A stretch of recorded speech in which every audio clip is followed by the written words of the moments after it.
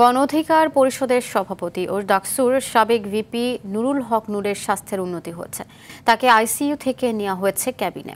Dhaka medical college হাসপাতালের পরিচালক brigadier general Mohammad Asaduzzaman বলেন, নাক ও চোয়ালের ভাঙা হাড় পুরোপুরি ঠিক হতে ৪ থেকে ৬ সপ্তাহ সময় লাগবে। চিকিৎসকের পরামর্শে স্বাভাবিক খাবার গ্রহণ করতে পারছেন নূর। এদিকে নুরুল হক নূরকে দেখতে হাসপাতালে আসেন নৌ পরিবহন উপদেষ্টা এম সাখাওয়াত হোসেন। খোঁজ নেন তার চিকিৎসার। নূর ছাড়াও গণ অধিকার পরিষদের আরও কয়েকজন নেতা ঢাকা মেডিকেলের চিকিৎসা নিচ্ছেন। সব ডাক্তাররা দেখেছেন এবং ওনারা মতামত দিয়েছেন তাকে আইসিইউ থেকে কেবিনে শিফট করার জন্য। ওনার সব ক্ষেত্রেই উন্নতি হচ্ছে। আপনি জানেন যে ওনার যে নাকের হাড়ে যেটা ফ্র্যাকচার হয়েছে বা ম্যাক্সিলা যে ফ্র্যাকচার হয়েছে, এটার জন্য আসলে একটু ওয়েট করতে হবে ৪ থেকে ৬ সপ্তাহ। খাওয়ার ব্যাপারে ওনার কোনো রেস্ট্রিকশন নাই, উনি নর্মাল খাবারই খেতে পারছেন।